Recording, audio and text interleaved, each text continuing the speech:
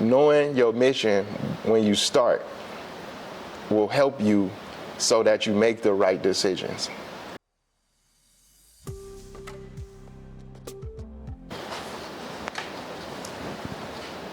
Hi everyone, and welcome to Conversational Lounge Media, where we mentor, connect, and inspire others through real life stories. On the show today, I have Ton, the CEO and founder of Designed by the Streets. We're reporting from their studio today, so I cannot wait to hear what he has to share about his project. Ton, welcome to the show. Thank you for having me. Glad to have you come in, and I'm glad to share the story with you and everybody else, your network. You got to deal with us. We're in the middle of painting a mural on the back wall, so the action, there's nothing I can do about it. Nothing stops the process. We're going to paint while we have this conversation today, so hope y'all enjoy it. That's right. I was going to say, this is art in process, in progress. So for those who don't know you, tell them a little bit about who's Ton and walk us a little bit about your journey. Okay, so I'm an artist, entrepreneur, designer, music producer from Chicago. I grew up on the south side, 79th Street. Shout out to the guys. But I had this long journey of starting off in the street, gang banging, selling drugs, doing a lot of stuff, to starting my own businesses, becoming a master of that, and then homing my skills in the art world. And now I'm to the process where I'm innovating and making interactive and augmented reality art. So. Wow. That packs a punch right there. So you're talking about, leaving the streets and actually becoming an entrepreneur and starting your own business and bringing art to life. Yeah. So augmented art, what does that mean? It's mixing reality with like video gaming, like Pokemon Go. But crazier. Wow. Yeah. What I do is I made the first mural in Iowa that comes to life with augmented reality. I'll just say Iowa because I know I'm pretty early in the game, and I don't know what the number is around the world, but I know we still pretty early in the game on that. But I started with the augmented reality art, then I turned it into a product where I had these t-shirts that come to life when you scan them, and even the process of doing that, I kind of innovated in. So, hopefully you guys come see me and grab a shirt. I can show you at the shop or at our stand in the farmers markets and stuff like that we do. So. Wow. And I have to tell you guys, he actually showed me, so he had art on a t-shirt, and then he took his phone, scanned it, and then this picture actually, it looks like it's almost like a virtual reality, but it's all on a shirt. So I can't explain it because he's the man, but wow, that was just, it blew my mind. Yeah, and that's just the first step, Right now we playing with it, but the real power is this is a tool that can be used to educate people while you working. So imagine taking that and, scanning your car engine, and all the directions pop up over your engine. Here's the oil cap right here. Untwist the oil cap, fill it in, but you're doing it with your phone, and these directions are prompting you. Or if you were walking, say, in historical neighborhoods, you could pop it on a building and learn the history of the buildings while you just walk around. It'll really start to set in once Apple released the glasses. When Apple releases the augmented reality glasses, I think we really got something going at that point where you'll see it in everyday life more often. But yeah, I started with a hot dog stand in Ames. So what happened is I ended up moving here. My brother was going to Iowa State, and I always wanted to start a business, but I was in Chicago doing all kind of wrong, but always having the dream and the hope of owning my own business. But I didn't know anybody who owned anything, not even like they houses and stuff like that, you know. So it took some time to make that jump because I never seen somebody else make that jump. But, you know, I got here and I knew what opportunity looked like, you know. So I saw a street down in Ames, Iowa, at Iowa State University, full of people, 3,000 people at night, 8 empty spaces, and all kind of opportunities. So I decided I'm gonna start with a hot dog stand because I received a little training. I used to work for McDonald's. I was like a supervisor in Aurora, Illinois. Mm-hmm. So I managed helped manage 7 McDonald's. Wow. You know, I've been a part of the process to build a McDonald's. I knew a lot of stuff. I learned a lot of business with them. I attended Hamburger University, which is like McDonald's training school for business that was made by MIT. Wow. So it was a pretty advanced thing. I learned that. But so I had that confidence to take it, and I started a hot dog stand in Ames. But I'm coming straight out of the street. Like I'm going from selling cocaine to selling hot dogs, you know? And it was a humbling experience. That was what I learned from, what I learned from that experience was, you know, I'm used to being a cool guy. Mm-hmm. But now they're gonna be calling me the hot dog man, you know what I mean? But so how I'm gonna take that? But I get to go to work for myself every day. Mm-hmm, mm-hmm. You know, I get to do whatever I want to do, and I wore way worse outfits working a 9-to-5 job. Mm-hmm. You know, so taking that step of just humbling myself and it's all embarrassment for myself. Now I'm out slanging hot dogs on the corner, and that's. Mm-hmm. It's not a bad thing. I made a lot of money selling hot dogs, mm-hmm. you know, and at a point I started to take pride in it. But my thing was I was always an artist, right? So even when I had the hot dog stand, I ran it artistically. Okay. All of my ads and stuff was basically art, you know. Mm-hmm. We made our own mascot uniform, so it was like it was Munchies. It was called Munchies, so our mascot was this monkey. Mm-hmm. And I would put on, it was kind of artistic, a joke that I wore a monkey suit for McDonald's. Now I gotta wear a real monkey suit for myself though. Mm-hmm. And I'm outside, but I'm able to stand outside and say, hey, I got this for sale, when I used to you know, you can. Wow. So, you know, it was a big experience for me. But at the same time, people down there saw me hustling. They saw me working. And a friend of mine gave me her ID. Mm-hmm. And she told me that I could go to Iowa State and use all the computer labs. It started as, you can go use the computer labs. They got all the programs you need to make those flyers, and they can print stuff for you, and they'll do it for free on my card because I get a certain amount of prints every year. You can go and rent $10,000 camera equipment, everything you need, lights,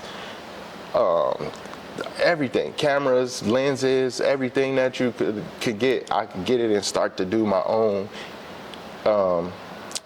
just making content. Mm-hmm. But this is before making content. This is 2009, like Soulja Boys, just hot.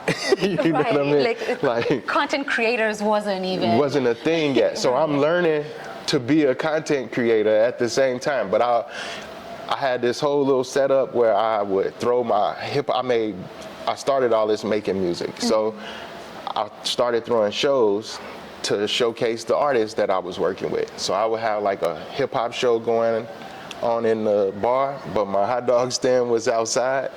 And then I bought all the spaces that was left on the block so nobody could move in and join me. And you know, I just worked that route for about 4 years. And I was going to Iowa State every day to do something. I'm hanging with students, so I started going to classes. Mm-hmm. And I would go to art history with my friend that gave me the ID. I would go to design classes with her. Dal was going to Iowa State during the first year they had entrepreneurship as a major. Mm-hmm. So I got to go to those classes with her too. As long as it was, I learned that as long as it was like a lecture hall, it's too many kids for them to know I don't belong here. And I just need to know what these white kids know that I didn't get to learn, because in my mind, they knew something. They had the easy button. And I need to go see what this easy button is. So I sat through these classes, but I started to learn stuff, and I like it. And, you know, kids start asking me to do their homework. Wow. I started a radio show for Iowa State. Okay. I was a cameraman for the Iowa State News. I was a cameraman for the hockey coaches show. After every game, he'd do like a show to talk about the game. I would go to his show because he always give out pizza. Like, hey, we're getting a meal out of this, sounds good. Which I learned, that's handy to know when you do production. If you want people to help you, you don't have to pay as much if you got good food on deck. So people would just show up for the food. So, you know, I did a lot. I shook Obama's hand while I was going to Iowa State. Wow. So, you know, that was major. Just a lot of experience that coming from the street, I got to see stuff, see like, oh man, and at the end I was kind of upset that I didn't actually go to school for real, you know, because that was the way to go. It was girls everywhere. They give you 3 meals a day. It's the easy button for real, but as Black people, we taught that that's a huge burden, you know, that it's gonna put us in debt. You ain't gonna never get out of the debt, but you will if you go there with a plan, and you got these safety nets of having friends. All your friends gonna grow and be somebody, so at least by the time you think you failing, they'll be the rose to the top, and somebody will help you get a job. Somebody will tell you how they did it, and you'll qualify because you got a degree to go out and do it yourself too. So, you know, that was my first process, was like rehabbing myself from the street, getting to the right mind frame where I could actually progress. And, you know, I took notes when I was 28, and I was like, yo, it's gonna take me 10 years to figure out all of this stuff that I don't know, that I need to know to be able to run my own business. And I made a checklist, and in 10 years done passed, and I made it through that list. And I'm in a way better situation than I was that day when I realized, like, you kind of not prepared for this, but I got nothing else to do. So why not work on myself for the next 10 years? I spent the first 10 years being a knucklehead, you know, so it's gotta be some time to recover and gain that back. So, okay, I'll take my lumps. It's a little extra time, but I'm gonna be a monster when I get through this list. And, you know, and that's how I looked at it. Yeah. Personally, I love your story. I love your story because it's not only a story of resilience, it's a story of changing your mindset and completely shifting the direction from what you knew. Your entire environment, like this is what you grew up knowing, and then you actually went out of that, forged a new path, and just decided, you know what, I don't know much about this, I'm just gonna go into it. That is such a true hustle mindset that it's just worth admiring. It's amazing. And now everybody who's watching too, you're telling them that there's hope. You're telling them that there is an opportunity that you could actually change your life tomorrow and switch it to something greater than what you just know. Word. And then the third lesson that I'm learning is you're switching your source of income, the popcorn success, the quick money, into something more long-term, more sustainable, something that now you can actually go out in the street and say, hey, by the way, this is where I am and this is what I do. Yeah. Wow. Yeah, so it was, once I got to that point, I started to be able to focus on the impact, the community that's gonna come along with what I'm doing. And so, at the same time, Iowa State was growing. They was turning into the school that they are now, where enrollment went crazy, and you know it was hard to get an apartment down there. And they were gonna go a different direction with Campus Town, where I had my hot dog stands at and stuff. And it was gonna take 2 years for them to rebuild the main street, you know, on Welch.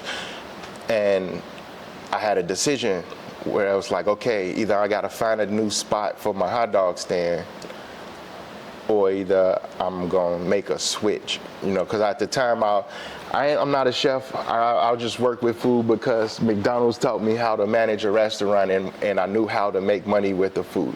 So, but I'm an artist on the inside, so it was like a chance where it was like, okay, if you're gonna make a pivot, this is the time.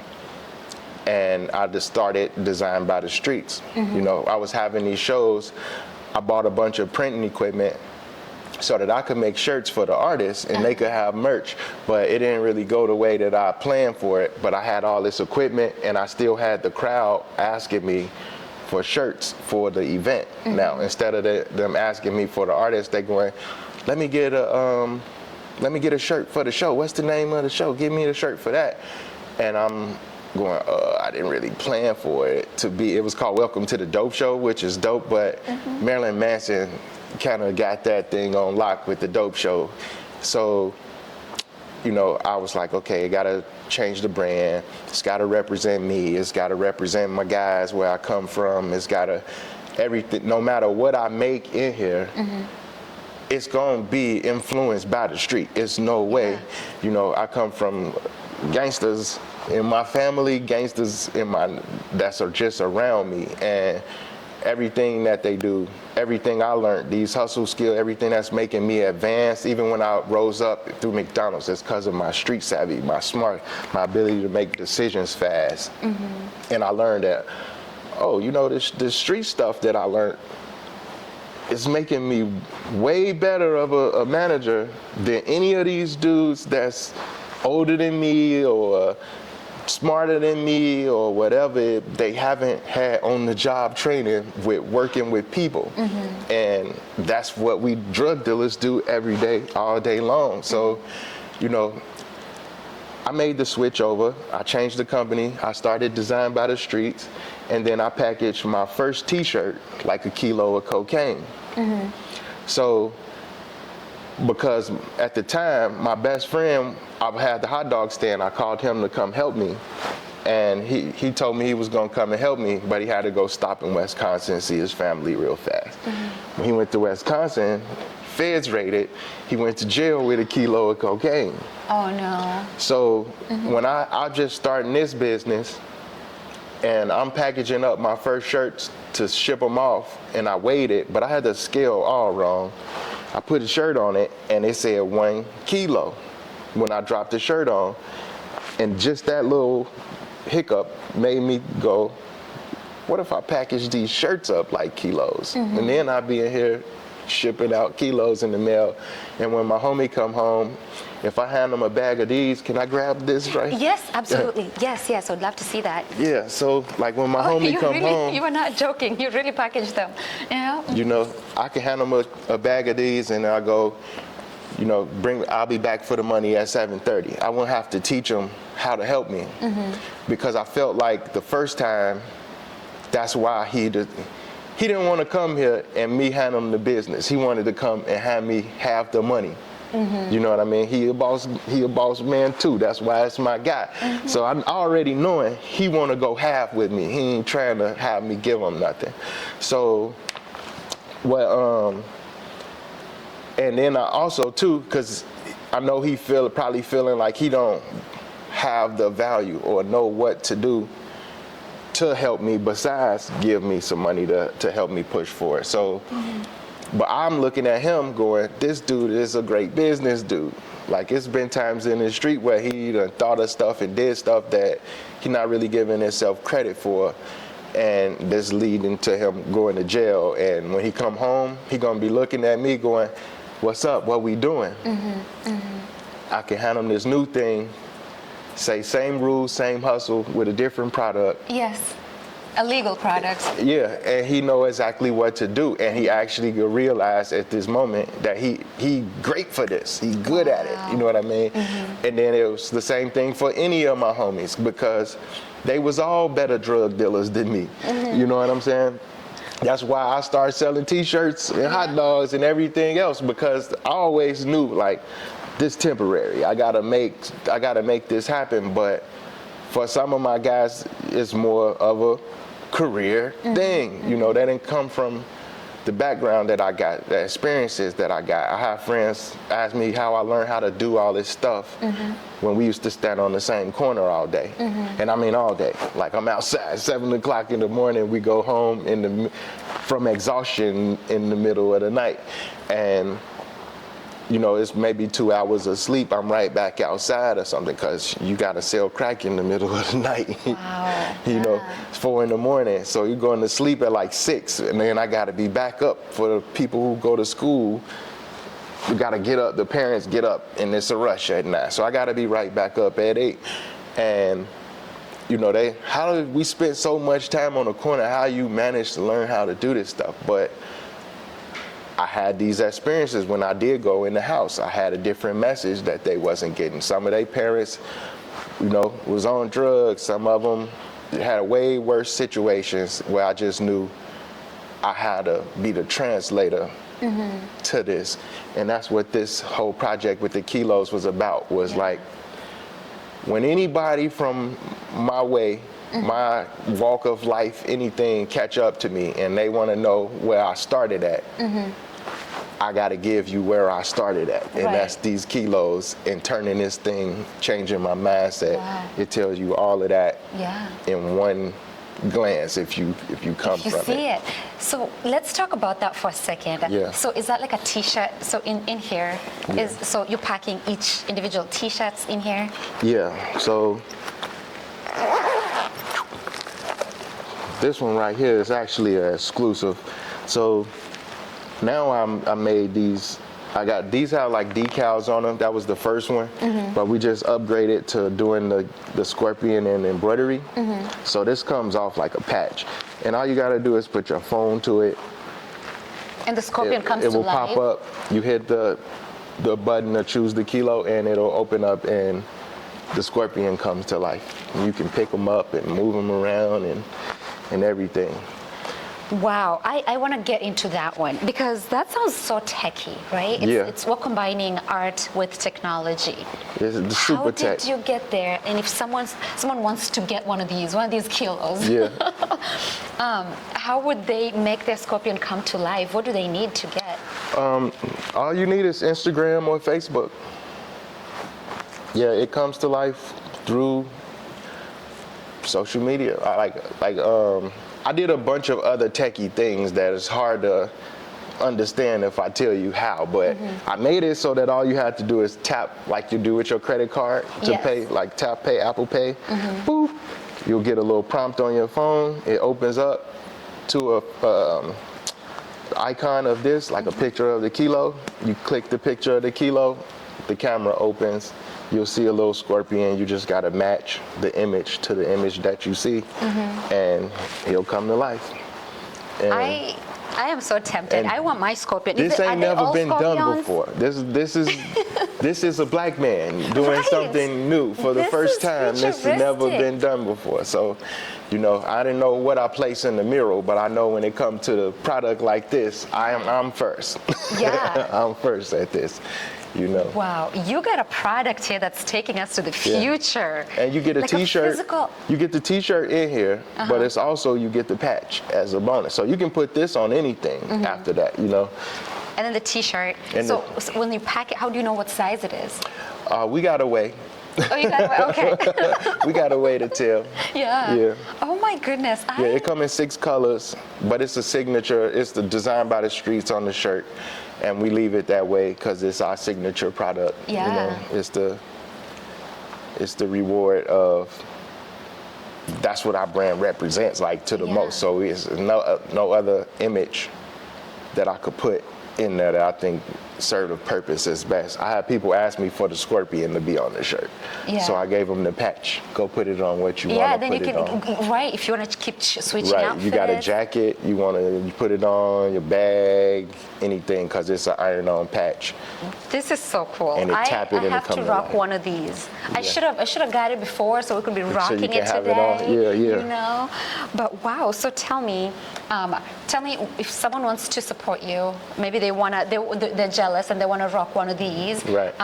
How would they get it? And then where are you located? Well, you can come to our shop at in Des Moines, Iowa at Mainframe Studios. It's the largest artist hub in the country. It houses over 200 artists in this one building.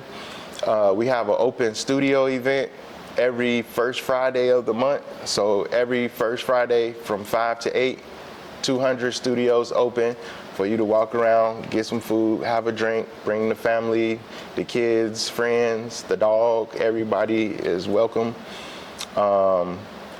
And my shop hours are from 11 to 7, Monday through Friday. Or you can go on designbythestreets.com and everything is there and available. Yeah. Yeah, follow us on Instagram, YouTube, and you pretty much will know everything we doing.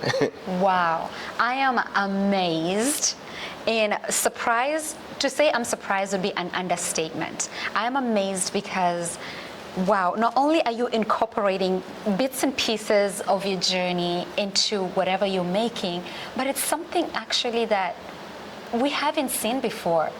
Like, when I tell you guys, like I saw this because you had something on your shirt and I saw the picture and it came out 3D and it's like, it's almost you're standing in the room. Yeah. That was wild. I still can't wrap my head around this. I just love that you're merging technology and art. I love that you're the first Black man to do this. And you're actually paving the way to those people who think, you know what, this is the only way I can live. To like, no, there's another way that you can do that. Turn the struggle into a strength, you know? That's what everything is all about. Being able to take whatever you think is holding you back and accepting it so that you're able to put it out. Mm-hmm. Because like some people go through different things. You know, you might be, it's a kid that I know, he's autistic, but his autism makes him the perfect person to paint these pictures that he paints. And nobody else is able to do it. And it's only because of what everybody else considers is supposed to be his disadvantage. But it's actually his advantage, and this guy get to live and be an artist for a living because of what you call a disadvantage. So sometimes you have to look at that stuff that way, you know, and flip things around, you know, like just change stuff around, you know. Yeah. And the thing that you're most ashamed of is the thing that's probably gonna be the thing to push you forward the most, because that's what makes you you most of that time, you know. Wow.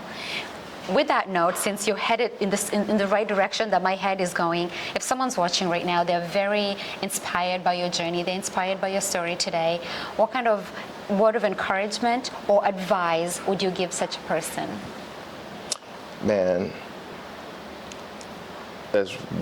set your mission. If you know the mission at the beginning of what you want to do, this is what I learned at Iowa State.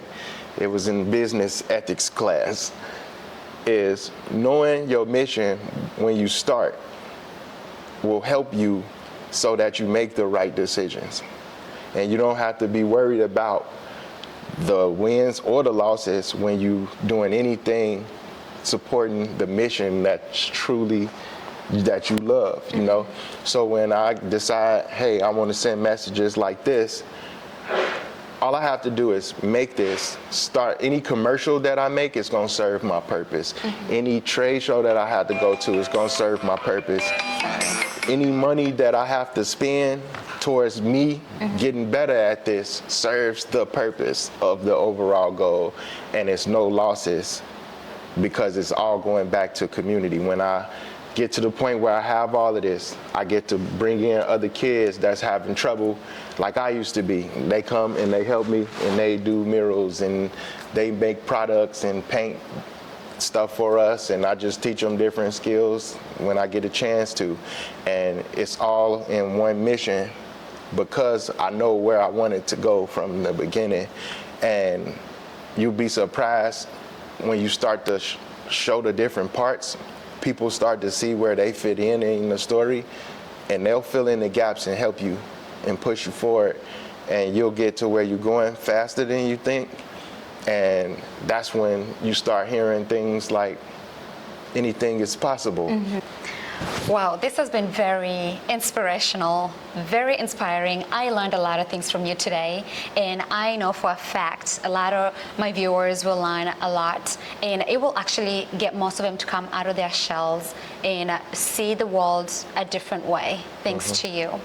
So I know you're an artist, you're based in Mainframe Studios, but do you sometimes go out, have pop-up shops, or do you have any event coming up that you'd like to share? So here in Iowa, we have this festival called I'll Make Me a World. It is February 9th and 10th. There is a gala event.